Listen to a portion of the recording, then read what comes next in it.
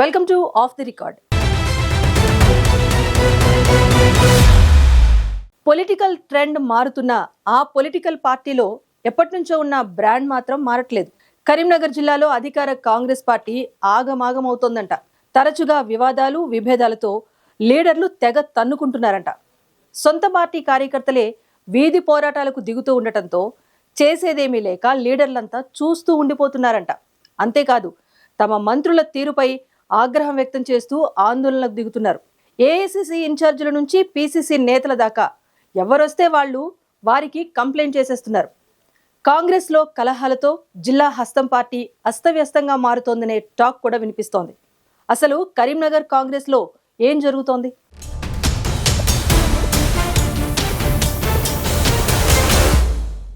ఒక జిల్లాకు party office ఒకటే ఉంటుంది. అది ఏ జిల్లా అయినా ఏ పార్టీ అయినా.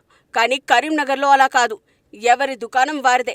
అసలు దుకాణాన్ని మూసేసి ఎవరి దుకాణం వారు తెరిచి చేస్తున్న హంగామాతో జిల్లాలో హస్తం పార్టీ పరిస్థితి అస్తవ్యస్తంగా తయారవుతోందనే చర్చ మొదలైంది కొన్నాళ్లుగా. కరీంనగర్లో కాంగ్రెస్ నేతలు కార్యకర్తలు రెండు వర్గాలుగా చీలిపోయి ప్రతి సమావేశంలో ఏదో రకంగా గొడవకు దిగుతున్నారనే ప్రచారం సాగుతోంది.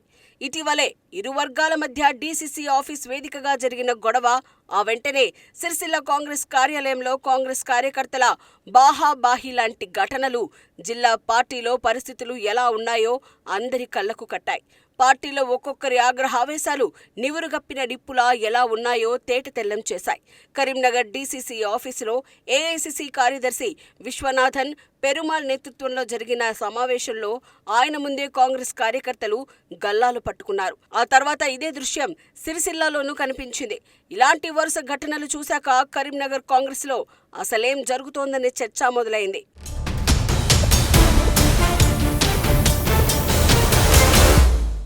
కరీంనగర్ డీసీసీ ఆఫీసులో కాంగ్రెస్ కార్యకర్తలు రెండు వర్గాలుగా విడిపోయి కొట్టుకున్నారనే దాని వెనుక ఆసక్తికరమైన కథ ఉన్నట్లు తెలుస్తోంది. విశ్వనాథన్ పెరుమాల్ కరీంనగర్కు రాగానే పార్టీలోని కొందరు ద్వితీయ శ్రేణి నాయకులు ఆయన్ని కలిశారు. వారితో పాటు ముఖ్య నేతలు ఉన్నారు.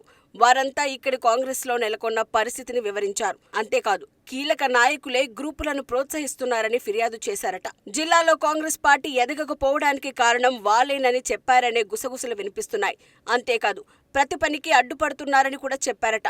ఇదే సమయంలో కాంగ్రెస్ నియోజకవర్గ ఇన్ఛార్జ్గా ఉన్న పురమల్ల శ్రీనివాస్ కూడా కాస్త గట్టిగానే వాయించేశారట. ఒకతను హైదరాబాద్లో ఉంటారని, తాను ఇక్కడికి రారని, ఇక్కడ ఎవరిని ఏమి చెయ్యనివ్వరని, తాను కూడా ఏమి చేయడని చెప్పినట్లుగా కాంగ్రెస్ వర్గాల్లో చర్చ సాగుతోంది. దాంతో కాంగ్రెస్లోని ఓ వర్గీయులు శ్రీనివాస్పై ఏఐసిసి సెక్రటరీ విశ్వనాథన్ పెరుమాల్ ముందే దాడికి తెగబడ్డారు. నానా హంగామా చేశారు.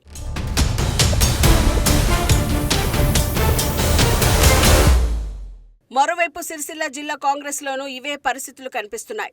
అక్కడి జిల్లా ఆఫీసులోనూ ఇలాంటి దృశ్యమే కనిపించింది. చీటీ ఉమేష్ రావు అనే నాయకుడు స్టేజ్ పైకి ఎక్కగానే గొడవ మొదలు పెట్టేశారట. ఇంతకాలం కనిపించకుండా పోయిన నువ్వు ఇప్పుడొచ్చి ఫోజులిస్తున్నావా అంటూ కాంగ్రెస్ కార్యకర్తలు గొడవకు దిగారట.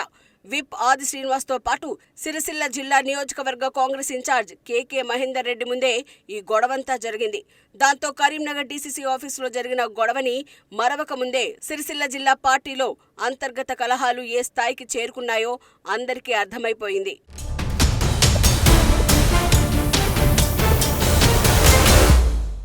తెలంగాణ ఉద్యమం నుంచి మొదలుకొని తెలంగాణ రాష్ట్ర సాధన వరకు 10 ఏళ్ల బీఆర్ఎస్ అధికారం చెలాయించిన దగ్గర నుంచి కాంగ్రెస్ కు అధికార పగ్గాలు అందే వరకు తెలంగాణ రాజకీయాల్లో ఉమ్మడి కరీంనగర్ జిల్లా ప్రాతినిధ్యం ఎంతో కీలకమైందనే చర్చ ఉంది. అలాంటిది ఇన్నేళ్ల తర్వాత తెలంగాణలో అధికారంలోకి వచ్చిన కాంగ్రెస్ పార్టీ కీలకమైన కరీంనగర్ జిల్లాలో మాత్రం విభేదాలు వివాదాలతో రచ్చకెక్కుతోందనే చర్చ సాగుతోంది. ప్రతిపక్ష పార్టీలను కోలుకోలేని దెబ్బ కొట్టే వ్యూహాలను పక్కన పెట్టి తమలో తామే కుమ్ములాడుకోవడం చూస్తుంటే జనాల్లో పార్టీ మరింత పలచన పడుతోందనే టాక్ వినిపిస్తోంది. ఈ విభేదాలు గొడవలు పార్టీ పరువుతో పాటు సర్కారు ప్రతిష్టను కూడా మానేరులో ముంచేస్తోందనే వాదనలు బలపడుతున్నాయి. అధికార పార్టీలో కూడా విధానమైన కుమ్ములాటల్ని చూసి విపక్షాలు వినోదాన్ని పొందుతున్నాయనే చర్చ ఉంది. కరీంనగర్ జిల్లా కాంగ్రెస్ నేతలు కార్యకర్తల్ని సెటరేట్ చేసేందుకు పీసీసీ ఎలాంటి చర్యలు చేపడుతుందనేది ఆసక్తికరంగా మారింది.